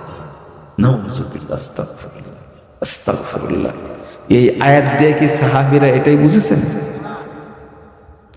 মা আয়েশা রাদিয়াল্লাহু আনহা বলছেন আল্লাহ রাসূল আপনার আগের পাপ পরের পাপ সব ক্ষমা করে দিয়েছেন, অথচ ইবাদত করতে স্বামী তো এমন একজন মহিলা ছিলেন মা আয়েশা রাদিয়াল্লাহু আনহা, আল্লাহ রাসূলের সামান্য কষ্ট তিনি সহ্য করতে, ছোট তো বয়সে, খুব ছোট তো, যারা বয়সে ছোট হয় হ্যাঁ তারা স্বামীর প্রতি বেশি আগ্রহী হয়। এতটাই তিনি কোনটাই মেনে নিতে পারতেন না। একটু বললেই, একদিন এসে শুধু বলেছে আসসালামু আলাইকুম, শুধু বলেছেন আসসালামু আলাইকুম, সাথে সাথে আয়েশা উত্তর দেয় ওয়ালাইকুম আসসালাম। আল্লাহ রাসূল বলছেন আয়েশা তুমি এত কড়া হয় না। কড়া যে কি জন্য হয়েছে? বলছে ইহুদিরা এসে তোমার মৃত্যু হোক। কাকে বলেছে? আল্লাহ রাসূল সালাম, তোমার কি হোক? মৃত্যু হোক। এটা কি আয়েশা সহ্য করবে? পট করে বলে দিয়েছে। খুব বুদ্ধিমতী আয়েশা জানান, খুব বুদ্ধিমতী। পট করে বলে দিয়েছে তোদেরও মৃত্যু হোক। ডাইরেক্ট অ্যাকশন একবারে। তখন আল্লাহ রাসূল বলছেন আয়েশা শোনো, এইভাবে কড়া করতে বলতে হয় না। দেখো তো আমি বললাম ওয়ালাইকুম, আল্লাহ রাসূল উত্তর দিলেন কত সুন্দর, ওয়ালাইকুম, যা আমাকে বলেছে তোমাদের উপরে তাই হোক। কথা কি বুঝেছে? কি একবারে মানতে কি প্যাস, ওয়ালাইকুম। দেখো তো আমি কত সুন্দর করে বললাম ওয়ালাইকুম, আর তুমি ডাইরেক্ট মেরে দিলে। ডাইরেক্ট তো মারবে। আপনাকে যে শ্রদ্ধা করে, আপনার সম্পর্কে কেউ কিছু বললে সহ্য করতে পারে? তাও আবু বকরের মেয়ে। চিন্তা করেন, আবু বকরই তাই কি রাদিয়াল্লাহু আনহু তাই কিভাবে আল্লাহ রাসূলকে আগলে রাখতেন, তাই না? তার মেয়ে, তার স্ত্রী আয়েশা বলবে না পট করে, বাচ্চা খুব বুদ্ধিমতী তো, কথার সাথে কারো পারা, এমন বুদ্ধিমতী। আল্লাহ তাকে 56 বছর বাঁচায় রাখছিলেন স্বামী মারার পরে হাদিস বিতরণের জন্য। এত মর্যাদাবান। বলছেন আল্লাহ রাসূল এসে, আয়েশা শোনো, অনেক কিছু তো হয়ে গেল, যদি কিছু হয় তুমি স্বীকার করো, বুঝছেন কথা? ওই যে ইফকের ঘটনা কি বলছিলাম, সাথে সাথে ডাইরেক্ট অ্যাকশন। আমি ওই অবস্থা গ্রহণ করলাম যেটা গ্রহণ করেছেন ইউসুফ আলাইহিস সালাম। আমি সত্যও বলবো না, মিথ্যাও বলবো না, আমি চুপ থাকবো ডাইরেক্ট। এত বড় বুদ্ধিমতী মহিলা, আল্লাহর নবী আসতেন আর চাপ সামাল দিতে পারে না। মোহাম্মদের স্ত্রী জেনা করেছে, নাউজুবিল্লাহ, আস্তাগফিরুল্লাহ, গোটা দেশ রটে গেছে, তিনি জানেন না। তিনি কি জানেন না? তার খালার সাথে বাহিরে গেছে, পা পিছলে গেছে, তখন কসম করে দেয় মেস্তা ধ্বংস। তখন মা আয়েশা রাদিয়াল্লাহু আনহা বলছেন, আপনি বদদুয়া করলেন কেন? সে কি অপরাধ করেছে? তো তুমি তো কিছুই জানো না, গোটা দুনিয়া কি হচ্ছে। দেখছেন কি বুদ্ধিমতী মহিলা। এই যে বললেন আমি নীরবতা পালন করব যতক্ষণ আল্লাহ ফায়সালা না করে, নবীর পরামর্শ নিলেন না, চুপ থাকলেন। আল্লাহু আকবার। এক এক করে এক টানা 10টা আয়াত নাযিল হয়ে গেল। পারবেন আয়েশার সাথে পারবেন। তো কি বলতে গেছিলাম যেন, মা আয়েশার কথা, তাই না? বলে তো কি বলছিলাম? আল্লাহর নবীকে বলছেন, যুক্তি দেখেন, বুদ্ধিমতী, অল্প বয়স, কত বুদ্ধিমতী। জাযাকাল্লাহ খাইর। আপনার মনে আছে সব ভুলে গেছে। আপনার পরের গুনাহ মাপ, আগের গুনাহ মাপ, এত ইবাদত করতে হবে কেন? আপনার পাটা ফুলে গেছে, এই যে মহব্বত থেকে আপনার পাটা কি ভারী হয়ে গেছে, ফুলে গেছে। দাঁড়ায় কোরআন তেলাওয়াত করতে পারছেন না, তো বসে তেলাওয়াত করে করে করে রুকুর সময় আবার দাঁড়া যাচ্ছে। পৃথিবীর শ্রেষ্ঠ মানুষ, শ্রেষ্ঠ নবী, যাকে দিয়ে জান্নাত উদ্বোধন করা হবে, যার অনুমতি ছাড়া জান্নাত খোলা হবে না, সেই মানুষটা মৃত্যু পর্যন্ত ইবাদত করে গেছে। শয়তান পীর বলে নামাজ ধরে। এবার কি বুঝে যাবে তোরা? এটা কি আয়াত তোমার কাছে বুঝতে হবে না, আমি বুঝলাম কার কাছ থেকে? মুহাম্মদুর রাসূলুল্লাহ সাল্লাল্লাহু আলাইহি ওয়াসাল্লাম কাছ থেকে। মানহাজ বুঝেছেন কথা? তুমি তো ন্যাংটা পীর, বেকুব। জীবনে পেশাব করে পানি নাই, পায়খানা করে পানি নাই, ন্যাংটা হয়ে বসে থাকে। তুমি তো ইজ্জত ঢাকতে পারো না। পৃথিবীর সব প্রাণী ইজ্জত ঢাকে, যদিও বলবেন আপনারা ডিওজি সাহেব তো ইজ্জত ঢাকে না, ওকে ধাওয়া করবেন ঠিকই ঢাকবে না। বুঝেন না কথা? বুঝেন না? ধাওয়া করলে ঢাকে না, লেজ গুটে না। এটাই তো বলে ইজ্জত ঢেকে ফেললো। আপনার ব্যাখ্যা চাচ্ছেন কেন? আমি কিন্তু হাসির কথা বলতে পারি না। পৃথিবীর সব প্রাণী, ছাগল পর্যন্ত ইজ্জত ঢেকে রাখে, থাকে না? বুঝছেন না মনে হয়, রাতে এত হলে কি বুঝবেন? গরু পর্যন্ত ইজ্জত ঢেকে রাখে, আর তুমি ন্যাংটা পীর, হারামখোর, তুমি তোমার ইজ্জত রাখতে পারো না। তুমি কুত্তার চেয়েও খারাপ। রাগ করলেন? এটা বাংলা কথা, কিন্তু আমাকে বলছে বাবা, একজন বলছে ভালো অভিভাবক, কুত্তা না বলে কুকুর বলল। আর একজন বলছে বাবা, জাহেল না বলে মূর্খ বলল। জাহেল বললে খুব কষ্ট লাগে। বলছে বলেন কি? এইটা তো আল্লাহর নবীর ভাষা। ইন্নাল্লাহা ইউবগিযু কুল্লা আলিমিন ফিদ দুনিয়া জাহিলিন বিল আখিরাহ। যত দুনিয়াবি শিক্ষায় শিক্ষিত মানুষ আছে, যারা পরকাল সম্পর্কে জাহেল, আল্লাহ তাদের উপরে লানত করেন, আল্লাহ তাদের উপর রাগান্বিত থাকেন। সব দুনিয়া জানে দিন সম্পর্কে জাহেল। তখন বলছে বাবা, জাহেল না বলে মূর্খ বলি। আল্লাহ নবী কি বলছেন? জাহেল। আমিও কি বলছি? জাহেল। কিন্তু আপনি লোড নিতে পারছেন না কেন? নবীর ভাষা লোড নিতে পারবেন না কেন? তো বলছে যে কুকুর বললো তাহলে ভালো হয়, কুত্তা বললো না। কুত্তার কুকুর আলাদা নাকি রে ভাই? হ্যাঁ, খালি ভুলে দেখেন কুত্তার বাচ্চা, আর যদি বলেন কুকুর ছানা, কোনো সমস্যা নাই, খুব আদর করবে। শুধু বলবেন আপনি জানোয়ারের বাচ্চা, ও রেগে ফায়ার, কিন্তু বলে আরে বেটা সিংহের বাচ্চা, তখন কি সেই খুশি, মানে সিংহ জানোয়ার না, বুঝেছেন কথা? বাঘের বাচ্চা করলে আরো ভালো ভালো, খালি বলে বাঘের বাচ্চা, তখন সে ফুলে আনন্দে একবার গদ গদ, বলে মানে জানোয়ারের বাচ্চা খবর আছে। যে পীর নিজের ইজ্জত ঢাকা শিখেনি ল্যাংটা, ওই পীর বলছে আমার মুরিদ হলে নামাজ লাগে না, দলিল কি? কোরআনের আয়াত। রাগ করছেন তাই না? শোনেন, আপনি নিজের মতো বুঝতে গেলেন কেন?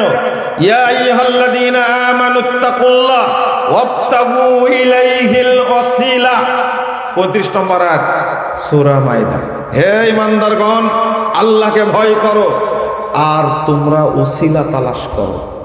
বলছে এই দেখেন, আল্লাহ বলছেন পীর না ধরলে কোনো উপায় নাই। ওরে হারামখোর, কত বড় শয়তান রে ভাই! এই আয়াত করে বলছে আল্লাহ পীর ধরতে বলেছে, আর বলছে জজ জজ এমন একজন মানুষ যার কাছে যেতে হলেও কি লাগে? উকিল লাগে, মোহরি লাগে, তাই না? আল্লাহর কাছে যেতে হলে কি লাগবে? শয়তান লাগবে। বুঝেন না কথা? আচ্ছা শোনেন, ওয়াবতাগু ইলাইহিল ওয়াসিলা, বেকুব তোমার কাছ থেকে অর্থ নিব? সাহাবা কেরাম বলছেন, তাফসীর গ্রন্থ খুলুন, হাদিস গ্রন্থ খুলুন, ওসিলাটা মানে কি? আই তাকাররাবু ইলাইহি বিতাআতিহি, আল্লাহর আনুগত্যের মাধ্যমে তার সন্তুষ্টি অর্জন করো, ওয়াল আমালি বিমা ইউরদিহি, ওই আমলের মাধ্যমে যে আমল তাকে সন্তুষ্ট করবে। পীর কইরে ভাই এখানে আছে? এখানে পীর কি করতে হবে? ওসিলা মানে কি হলো তাহলে? আল্লাহর আনুগত্য করে কি করতে হবে? তার নৈকট্য হাসিল করতে হবে, আর ওই আমল করতে হবে যে আমল করলে আল্লাহ কি হবে? সন্তুষ্ট হবে। পীর আছে এখানে, ফকির আছে, দরগা আছে, মাজার আছে, কেন অর্থ বললো? শোনেন, জটিল কথা হাদিস পড়েও নিজের মতো বোঝা যাবে না, বোঝা যাবে না। একটা কথা বলি তাহলে আপনারা সহজভাবে বুঝবেন। এই যে কোরআন একটা, নজরুল সাহেব চলে গেছেন মনে নাকি? এই যে এই কোরআন এই মঞ্চে কেন লেখা আছে? নুরানি হাফেজি কোরআন শরীফ। শরীফানা তো শরীফ, এই শরীফালা কোরআন এই মঞ্চে কেন? কোরআনুল কারিম বলবেন, কোরআন মাজিদ বলবেন, কত নাম কোরআনে দিছে, শরীফ নাই কেন? এটা থাকবে। তাও নুরানি কি দিছে? নুরানি। এখন সব নুরানি, জানেন? নুরানি টুপি, নুরানি পাঞ্জাবি, নুরানি সুরমা, নুরানি আতর, নুরানি মাদ্রাসা, নুরানি জর্দা। হ্যাঁ, আপনি এতক্ষণ কোথায় ছিলেন? নুরানি জর্দা, নুরানি পেশাব, নুরানি পায়খানা, নুরানি টুপি, নুরানি পাগড়ি, সব নুরানি। কোরআনও কি? এর কারণ কি জানেন? আচ্ছা, আগে তো শরীফ বলা হতো, দরগা শরীফ, মাজার শরীফ বলা হতো না? আজমির শরীফ বলা হতো না? শোনেন, তারপরে আসলো কি? মুবারক। কি আসলো? দান মুবারক, জুতা মুবারক, পায়খানা মুবারক, জুমা মুবারক, ঈদ মুবারক। হঠাৎ করে কি আসছে এখন? নুরানি। কেন জানেন? আপনারা বুঝেন না জিনিসটা। হায় হায় হায়, কোরআনের আয়াত পড়ে বলছে আল্লাহু নূরুস সামাওয়াতি ওয়াল আরদ, 35 নম্বর আয়াত সূরা নূর। মানে আল্লাহ আসমান জমিনের কি? জোরে বলেন, মালিক। আল্লাহ আসমান জমিনের কি? মালিক।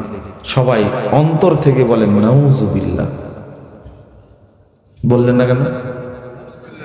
কি সর্বনাশটা করেছেন মালিক বানায়া বলে দিচ্ছি থামেন। এই যে কোরআনের অর্থ করেছেন, নূরের অর্থ করেছেন মালিক, তাই না? জাহেল মুফাসসিরে গোটা দুনিয়া কি হয়ে গেছে? ভর্তি হয়ে গেছে, ভর্তি হয়ে গেছে। এইটার প্রমাণ দিচ্ছে আল্লাহ আসমান জমিনের নূর, অর্থাৎ সবকিছুই আল্লাহর নূরের অংশ, সবকিছুই আল্লাহর অংশ। আল্লাহর নূরের নবী পয়দা, নবীর নূরে সারা জাহান পয়দা হইল। এই জন্য সবই কি নুরানি বোতল, নুরানি মোবাইল, মানে সব কিছুই আল্লাহ, বুঝছেন? সবকিছু কি? আস্তাগফিরুল্লাহ। তোমার নূরের আভা চাঁদকে দিলে চাঁদ জ্যোৎস্না পেল। এই গান গাওয়া হারাম। তোমার নূরের আভা চাঁদকে দিলে চাঁদ জ্যোৎস্না পেল, গান আছে না? তোমার নামে গান গাওয়া হলে গান সুন্দর হয়, একটা গান আছে না? আমার হ্যাঁ হিন্দু হলো হরির উপর হরি, হরি শোভা পায়। তোমার গন্ধ ফুল পেয়ে ফুল সুরভিত হলো। আল্লাহর গন্ধ আছে? আল্লাহর গন্ধ আছে? কেমনে লেখলো রে ভাই এটা? কেমনে লেখলো এটা? কত বড় মূর্খ, কত বড় জাহিল হলে। তোমার সৃষ্টি দেখলে চোখ ভালো হয়ে যায়, তাই নাকি? সৃষ্টি দেখলে চোখ ভালো হয়ে যায় না? হয় না? বাক্যগুলো কে লেখছে? এগুলো সব কত জাহেল, কত ভালো ভালো বাক্য আছে আল্লাহ সম্পর্কে, সেগুলো লিখবে, বলবে। এগুলো সুফিদের সিস্টেম। হ্যাঁ, তিনটা সৃষ্টি আছে, দেখলে চোখ ভালো হয়ে যায়, বুঝছেন? সালাসাতুন ইয়াজিদুল বাসার, তিনটা জিনিসের দিকে তাকালেই চোখের পাওয়ার বৃদ্ধি পায়। একটা হলো আল মারাতুল হাসানা, সুন্দরী মহিলার দিকে তাকালে চোখের পাওয়ার বেড়ে যাবে। ওয়াল খাজরাওয়াত, সবুজ ঘাসের দিকে তাকালে পাওয়ার বেড়ে যাবে। ওয়াল মাউল জারি, আর প্রবাহিত পানি, যে পানি প্রবাহিত হচ্ছে, এই পানির দিকে, নদী থেকে তাকায় থাকবেন আর জীবনে চশমা লাগবে না। বলেন নাউজুবিল্লাহ। এই হাদিসটা জাল হাদিস। সৃষ্টির দিকে তাকালে কি ভালো হয়ে যায়? দেখছেন কোথায় গেছে এরা, নাকি বুঝে না আল্লাহকে কিভাবে নামাইছে। দেখেন সবকিছুই নূর, মানে সবকিছুই আল্লাহর অংশ। বলেন নাউজুবিল্লাহ। এইভাবেই তো বই লিখেছে নূরুল কুলুব, লিখছে না? কিসের নূর? কি যেন লিখছে এটা? ওই বইয়ের মধ্যে দেখবেন সবই সবই আল্লাহর অংশ, তাই ভাবে লিখে দিছে। তো এর মূল অর্থ কি জানেন? আল্লাহু নূরুস সামাওয়াতি ওয়াল আরদ। দেখেন অর্থ করছেন সাহাবী,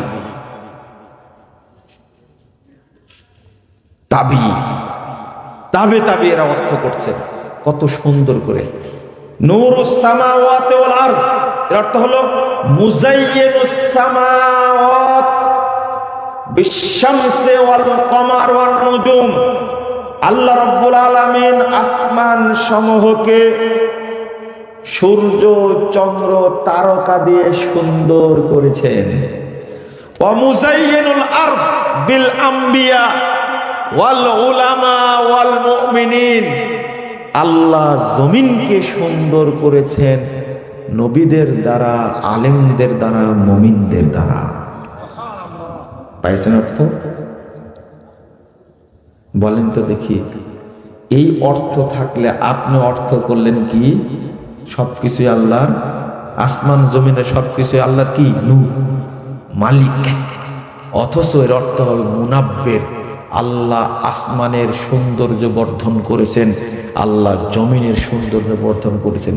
কোথায় নূর আর কোথায় সূর্য বর্ধন করলেন, তাই না? এক হলো কি? এইভাবে শেষ করেছি আমরা, এইভাবে শেষ করেছি, আমরা বুঝিনি। বর্তমান প্রেক্ষাপটে সব জায়গায়, যত জায়গায় আপনি যাবেন, কোরআন হাদিসের অর্থ করতে গিয়ে বাটপারি করেছে, গাদ্দারি করেছে সব জায়গাতে। যদি সালাতের মধ্যে ঢুকি, ওযুর মধ্যে ঢুকি, সেখানেও দেখবেন। এটা না বললে শেষ হবে না, শেষ করি যেটা বলেই আবার প্রশ্ন করেছেন। এক, ফীহি রিজালুন ইউহিব্বুনা আন ইয়াতাতাহহারু আল্লাহু ইউহিব্বুল মুত্তাহহিরিন। এই একটা আয়াত, তাই না? 108 নম্বর আয়াত সূরা তাওবা। আল্লাহ বলছেন, এটা দলিল কিসে জানেন? পেশাব করবে, এরপরে ঝাঁকাঝাঁকি করবে, এরপরে কোঁতাকুতি করবে, 40 কদম হাঁটবে।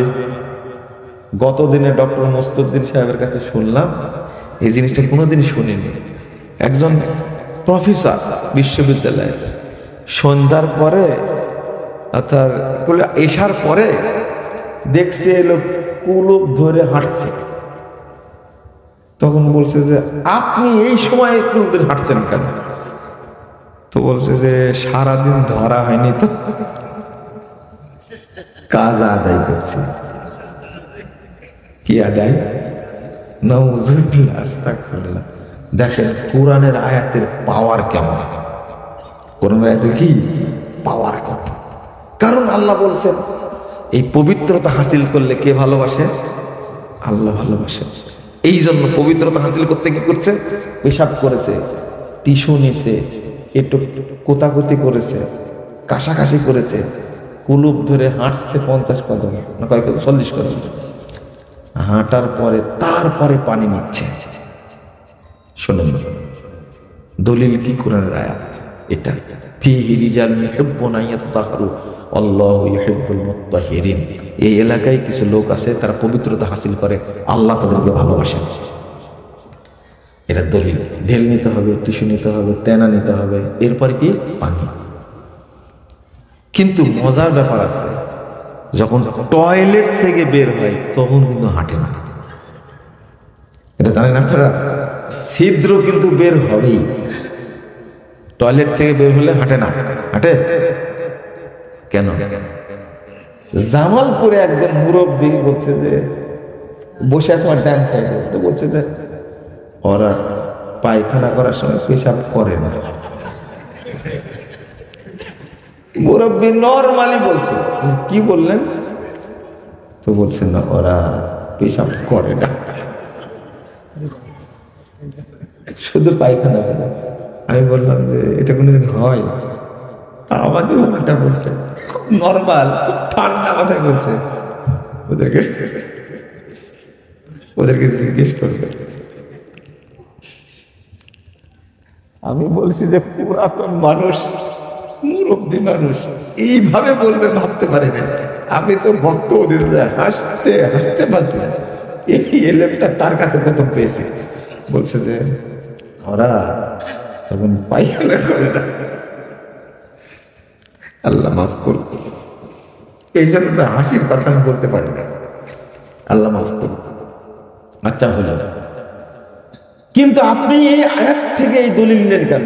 ব্যাখ্যা দিচ্ছেন, ব্যাখ্যা দিচ্ছেন পুরুষের লিঙ্গে অনেকগুলো স্টেশন থাকে, ওখানে পেশাব আটকে থাকে, এই জন্য এত কর্মসূচি পালন করা লাগে। আপনি কি বলবো, এত বাজে বাজে কথা বইয়ে লিখছে। কোথায় লিখছে? বইয়ে লিখছে। এই জন্য হাঁটাহাঁটি করা লাগবে, কুলুপ নেওয়া লাগবে, এত কসরত করার পরে। আয় থামেন, আমি আপনাদের একটা প্রশ্ন করি, এত কিছু করার পরে সব শেষ করলেন, মনে করেন 40 কদম থেকে 80 কদম হাঁটলেন, হলো হাঁটলেন, এরপরে পানি নিয়ে শেষ করলেন, আপনার কাজ খতম। এর পরেও কি এক ফোঁটা বের হতে পারে না? এই গ্যারান্টি কে নেবে? বের হতে পারেন না। আর বের হলে তো বুঝবেন না, আপনি বুঝবেন, কারণ পানি আর পেশাব তো কি একই রকম। লুঙ্গিতে লাগলো, পেশাব লাগলো না পানি লাগলো, বুঝতে পারবেন? তো এই দায়িত্ব কে নেবে? বের হওয়ার সম্ভাবনা আছে না নাই? আছে, আছে। ওই আয়াতের অর্থ কি জানেন? 355 নম্বর হাদিস, চলেন ইবনে মাজার মধ্যে খুলি একবারে। এই আয়াত যখন নাজিল হয়, তাকান আমার দিকে, 3 জন সাহাবী। কয়জন? প্রথম রাবী হলো এই হাদিসের, একসঙ্গে 3 জন বর্ণনা করছে। আবু আইয়ুব আনসারী, 2 জাবির বিন আব্দুল্লাহ, 3 আনাস ইবনে মালিক। কয়জন হলো? আবু আইয়ুব আনসারীকে চিনেন আপনারা? কে? প্রথম যে বাড়িতে গিয়ে আল্লাহ রাসূল কি এটা বসছিলেন, সেই সাহাবী। দ্বিতীয় জাবির বিন আব্দুল্লাহ, ওই সাহাবী যে সাহাবীর সাথে আল্লাহ রাসূলের সম্পর্ক ছিল খুব মধুর। ওই সাহাবী, শুনছেন না জাবির বিন আব্দুল্লাহ সম্পর্কে? অনেক বক্তব্যে বলে থাকি, এত ভালো সম্পর্ক তার সাথে। 3 আরেকজন সাহাবী আনাস, আল্লাহর নবীর 10 বছরের খাদেম। কয় বছরের? এই 3 জন থেকে হাদিসটা বর্ণিত। তারা বলছেন, লাম্মা নাযালাত হাযিহিল আয়া, 108 নম্বর আয়াত সূরা তাওবার আয়াতটা যখন নাযিল হলো, قال রাসূলুল্লাহ সাল্লাল্লাহু আলাইহি ওয়াসাল্লাম, ইয়া মা'শারাল আনসার, ও আনসারের লোকেরা, আনসারের দল, ইন্নাল্লাহা ক্বাদ আসনা আলাইকুম ফিত তাহুর, আল্লাহ তোমাদের পবিত্রতা হাসিলের ব্যাপারে প্রশংসা করেছেন। কি করেছেন? প্রশংসা। ফামা তাহুরুকুম, আচ্ছা বলো তো তোমরা কিভাবে পবিত্রতা হাসিল করো? পেয়েছেন? 355 নম্বর হাদিস, খোলেন ইবনে মাজার মধ্যে, সহিহ সহিহ। সাহাবীরা বলছেন, তারা তখন বলছেন,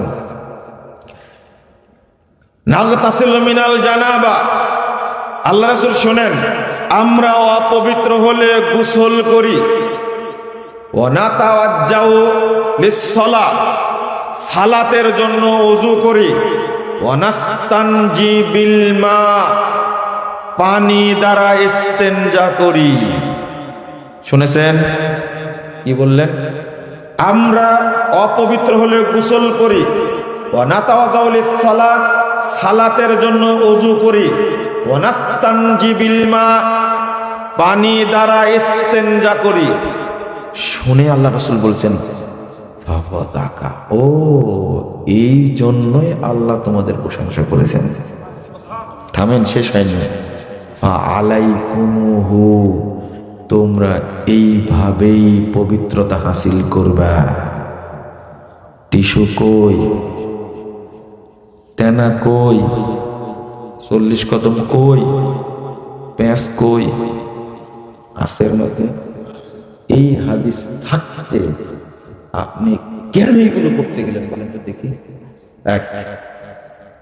2 নম্বর কথা হলো, যারা এই কাজগুলো করে, আমি দেখেছি, অনেককে দেখেছি, ওযু শেষে পানি দেয় না। ওরা তো মনে করে ফাইন, যে নাচা নাচিছি এটাই ফাইন। ভাই বুঝতে ভুল করেছেন, বিপদে আছেন আপনি।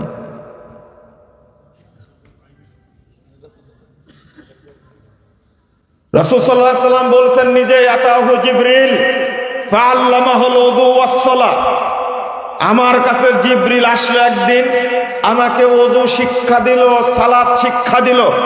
ফালাম্মা ফারাগা মিনাল ওযু, যখন তিনি ওযু শেষ করলেন, কে? আল্লাহ রাসূল। কে? জিবরিল।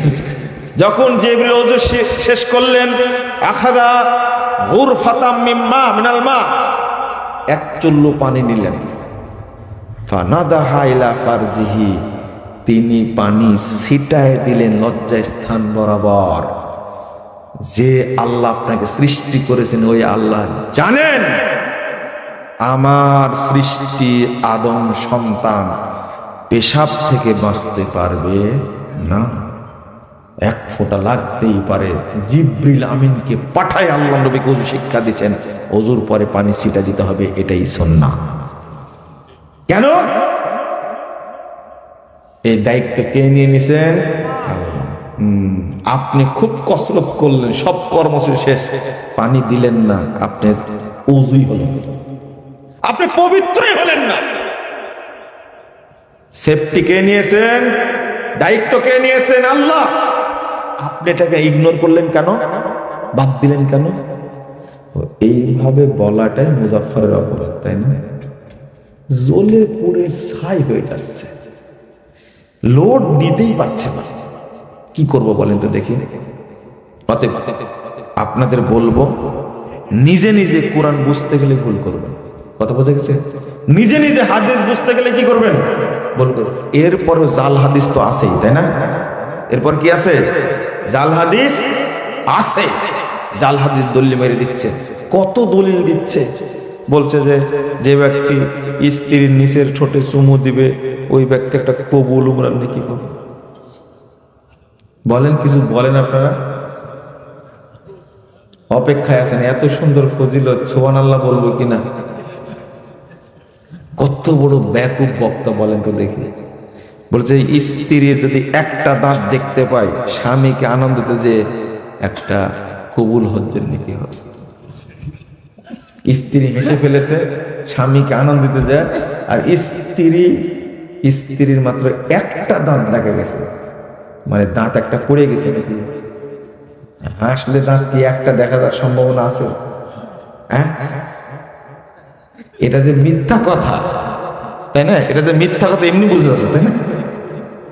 এই হলো বক্তাদের পাথেয় বর্তমানে। কোরআন হাদিস কিচ্ছু জানে না, এগুলো বলে আপনাদের মাথায় রাখে।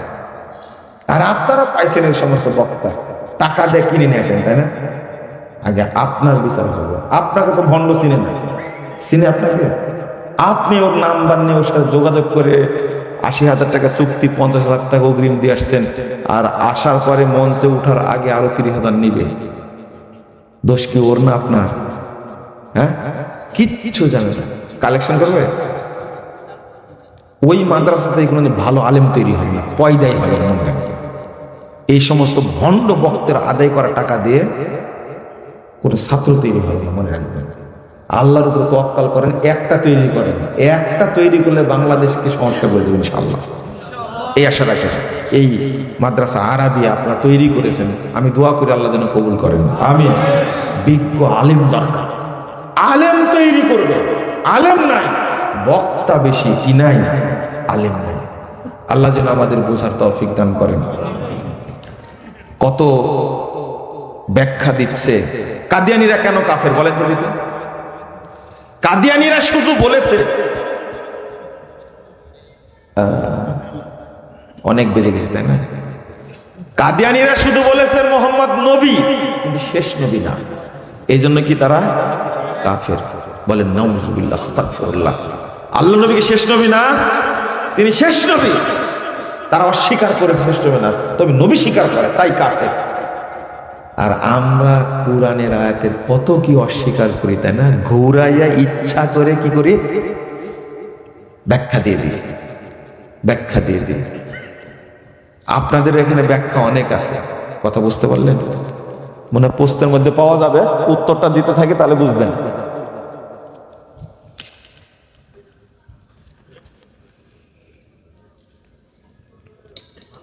ভালো প্রশ্ন করবেন তাহলে উত্তর দেব, আজে বাজে প্রশ্ন করলে উত্তর দেব না। কিন্তু জানার প্রশ্ন করবেন না, জানার প্রশ্ন। আচ্ছা, দিব উত্তর। হ্যাঁ, প্রশ্ন তো করবে। আসসালামু আলাইকুম রহমতুল্লাহ। সম্মানিত কি সম্মিলিত ভাষাটা লিখতে পারেন না। মোনাজাত করা বেদাত, কিন্তু জমিয়তে আহলে হাদিসের কেন্দ্রীয় মসজিদে মোনাজাত বন্ধ হয় না, মূল কারণ কি? প্যাঁচটা তো বাধালে না। শোনেন শোনেন, আমি বলি আপনাদের, না এইভাবে না, আমি বলি। এই বুঝটা আগে দরকার আমাদের, যে কোরআন এবং সুন্নাহ বাহিরে যদি কোনো থাকে সেটা গ্রহণ করা যাবে না। কিন্তু আমাদের একটা নিয়ম কি জানেন, যেটা আমি সারি মানদণ্ডে মোনাজাত বইয়ে লিখে রাখছি বহু আগে দেখেন, 8 সালে বের হয়েছে বইটা, ভূমিকায় লেখা আছে আমাদের অভ্যাস দলিল খুঁজে আমল শুরু করা, তাই না? কিন্তু আমরা আমল তৈরি করে দলিল খুঁজি, তাই না? আমল আগে তৈরি চালু করি, তারপর কি খুঁজতে যাই? দলিল খুঁজতে চাই। মানে জমি আগে দখল করি, তারপর কি করতে যাই? দলিল করতে যাই, তাই না? না, আগে দলিল খুঁজতে হবে। সবাইকে নরম হতে হবে, বুঝতে পারলেন কথা? সবাইকে কি হতে হবে? নরম হতে হবে।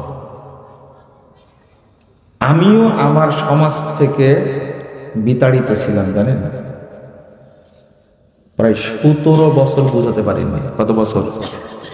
17 বছর। 17 বছর বোঝাতে পারিনি। চিন্তা করেন, একজন ইমাম ইমামতি করেছেন 56 বছর। কত বছর? 56 বছর। তবে তার সাথে আমি কখনো দুর্ব্যবহার করি না।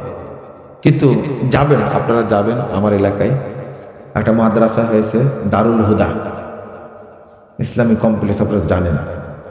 সেখানে এখন মানুষ আমাকে ছেলে হিসাবে, এলাকার মানুষ হিসাবে তারা এত স্নেহ করে, এটা ভাবা। আলেমরা সাধারণত নিজ এলাকায় প্রতিষ্ঠান করতে পারে না, এটা কি জানেন? সব বাহিরে করে। কিন্তু এই প্রতিষ্ঠানটা আমার বাবার তৈরি করা, আব্বা করেছিলেন, আমরা একটু চালাচ্ছি আর কি। তো মানুষের দোয়া আছে, যে সেখানেও সময় লাগেছে কত বছর? 17 বছর। চিন্তা করেন, পড়ি, তারা বুঝে, তারা বুঝে, যারা পড়াশোনা করে কত বিরতিতে, জানেন? আমার ভাই মোকাররম মদিনায় গেছে, পড়াশোনা করতে গেছে, এলাকায় ছড়িয়ে দিয়েছে যে হ্যাঁ, ওরা কি আর মদিনায় চান্স পায়, ঢাকায় গিয়ে বসে আছে।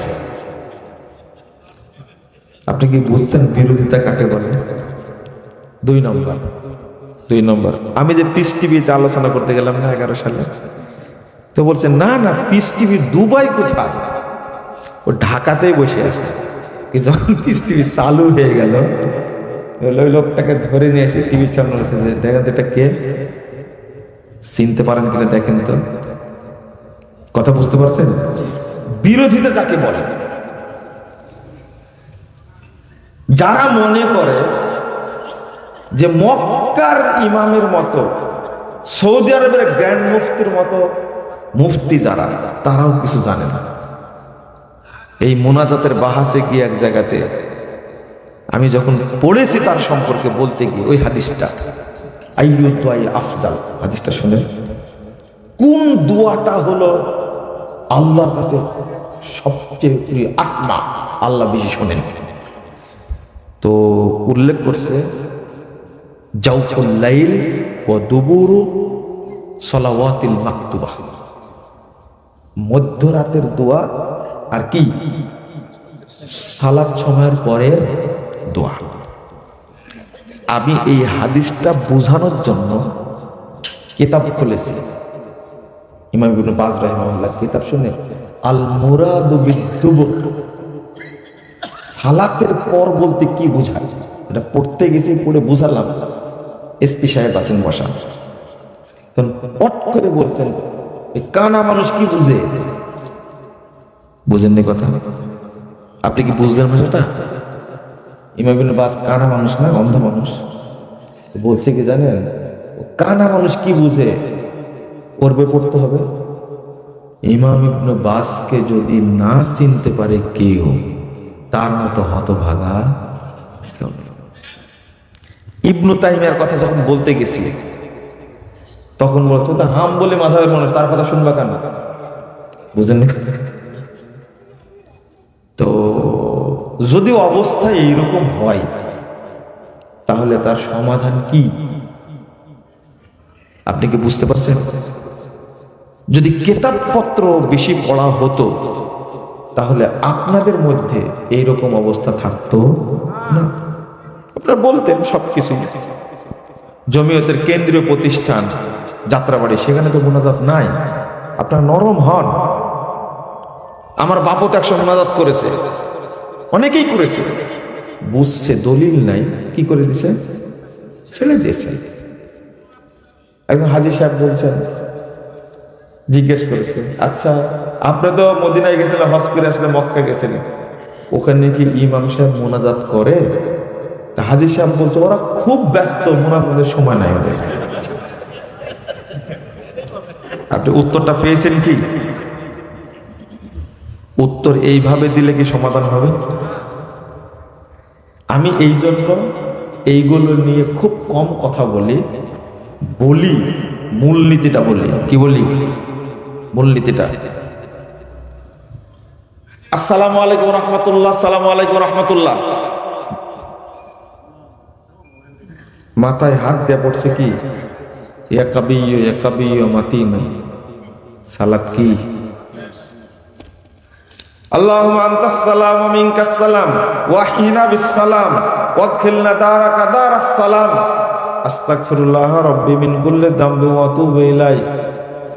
হাদিসে আসছে কি, আল্লাহুম্মা আনতাস সালাম ওয়া মিনকাস সালাম তাবারাকতা ইয়া যাল জালালি, এ পর্যন্ত। কিন্তু এই দোয়াটার মধ্যে যোগ দিয়েছে কি, আহইনা বিস সালাম ওয়াদখিলনা দারাকা দারাস সালাম আস্তাগফিরুল্লাহ রাব্বি মিন কুল্লি যামবি ওয়া আতুবু। এই দুয়ার মধ্যে বাড়তি অঙ্গ যোগ করলেন কেন? যোগ করলেন কেন আপনি? হাদিসে আছে কি এটা? যোগ করা যাবে না। এইভাবে বুঝতে কেন করেছে এটা? সালাতের পরে যে সমস্ত জিকির আছে, দোয়া আছে, খুব বড় পাওয়ারফুল দোয়া, এইগুলো যেন নষ্ট করা যায়, এই জন্য ইবলিসের কায়দা এটা। শোনেন, একটা বিষয় আপনাদের আরো ক্লিয়ার করে বলি। এই দেশে ইফতারের টাইমের সাথে 3 মিনিট যোগ করা ছিল, তাই না?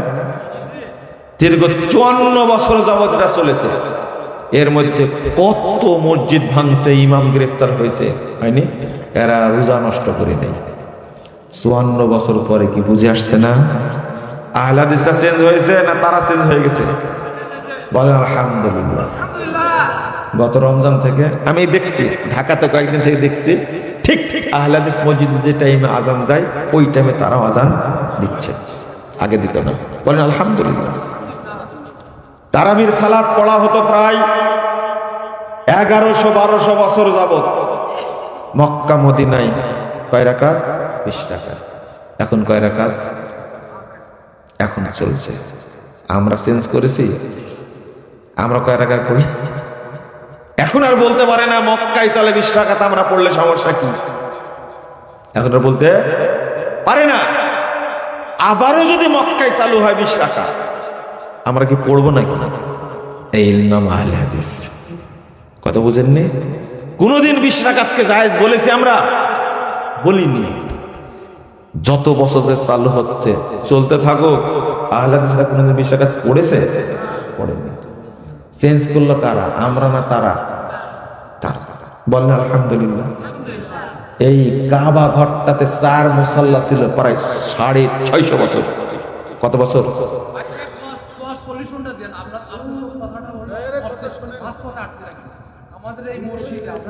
চলবে না।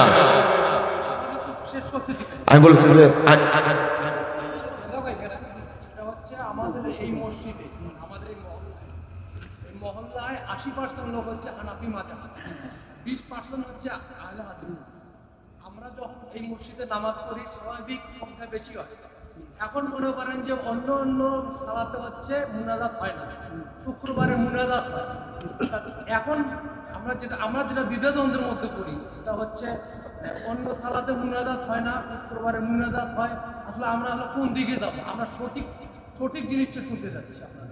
কেন মুনাজাতটা হয়? এই যে আপনাদের এই অভ্যাসটা খারাপ। ওই কথাটাই আলোচনা হবে। আমার প্রশ্নটা শেষ হোক, তারপর তো উনি উত্তর দিবে। আমার তো জানার বিষয় আছে।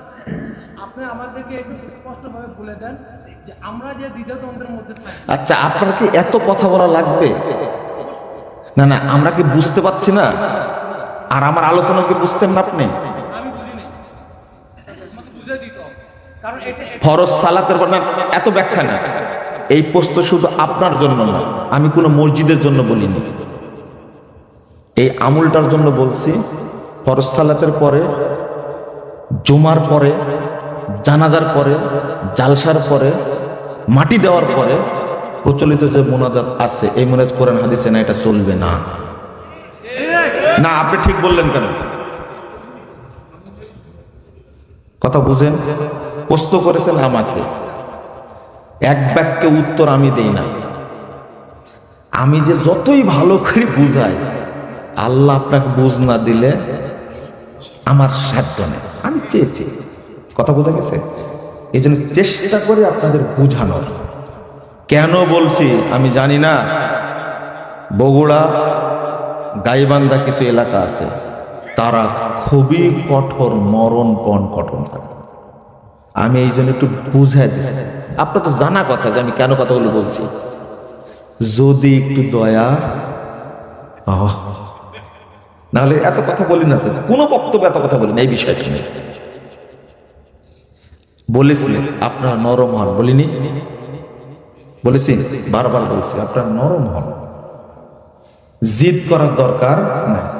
কতটা টেনে নিয়ে কথাগুলো বলছি আমি। মক্কায় পট করে ঢুকাই দিয়েছেন কথাটা আপনার মধ্যে। 656 বছর যাবৎ মক্কায় 4 মুসাল্লা ছিল। আহলে হাদিসরা কোনদিন, এই যে 1343 হিজরি পর্যন্ত ছিল, আজকে 1447 চলছে, তাই না? মাত্র 100 কয়েক বছর আগে ছিল। ভাবতে পারছেন আপনি? একই সালাত 4টা জামাত হতো, হানাফি, শাফি, মালিকি, হাম্বলি। এখন আছে? ওই 4 মুসাল্লাকে আহলে হাদিসরা জায়েজ বলেছে কখনো? বলেনি কখনো। তারা চেষ্টা করে গেছে এটা যেন না থাকে, পরে আল্লাহ কবুল করেছে, আলহামদুলিল্লাহ। এখন এক ইমামের পিছনে সালাত হয়, তাই না? এটা আল্লাহ শুকরিয়া না? আলহামদুলিল্লাহ। আমি এগুলো বুঝ দেওয়ার অর্থ কি বুঝেছেন মনে হয়? মৃত ব্যক্তিকে দাফন করার পরে পানি ছিটিয়ে দেওয়া যাবে কি? যে একটা হাদিস আসছে, একটা হাদিস আসছে হাসান সনদে, পানি ছিটিয়ে দিয়ে দিতে পারেন, কোনো সমস্যা নেই। আরো দেন না। না, নামাজে যে কোনো ধরনের তাসবিহ তাহলিল পাঠ করতে ও জিকির আজগার করতে, মনে মনে পাঠ করতে কি জিহ্বা নাড়াতে হবে? জি, জিহ্বা নাড়াতে হবে। আল্লাজিনা শব্দকে হাল্লাজিনা বলা হয় কেন? কোথায়? কে প্রশ্ন করেছেন রে ভাই? ওটা হাল্লাজি হলে কি করে? না না, আপনি প্রশ্ন করলেন কেন? না জানি এইভাবে প্রশ্ন করতে হয়? ওই হুলিমান হালেম হামেদার হয়ে গেছে, হুলিমান হামেদা কেন দেন? বক্তাও জাহেল, মানুষও জাহেল।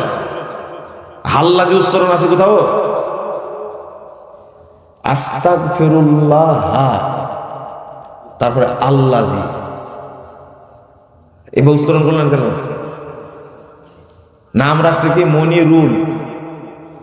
গোটা জগতই মূর্খ একটা। মনিরুল নাম হয়, হয় মনির হবে, নাহলে মনিরুল ইসলাম হবে।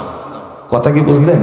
নাম রাখছে কামরুল, কামরুল নাম হয়, হয় কামার হবে, নাহলে কামরুল হাসান না কামরুল ইসলাম হবে। কথা বুঝতে পারলেন? তা আপনার অবস্থাটা এরকম আছে। ঠিকই আছে, বাঙালি তো ঠিক আছে। জাযাকুমুল্লাহ খাইরান। বলেন তো, দোয়া পড়েন, সুবহানাকাল্লাহুম্মা ওয়া বিহামদিকা আশহাদু আল্লা ইলাহা ইল্লা আনতা আস্তাগফিরুকা ওয়া আতুবু ইলাইকা। আসসালামু আলাইকুম ওয়া রাহমাতুল্লাহি ওয়া বারাকাতুহু।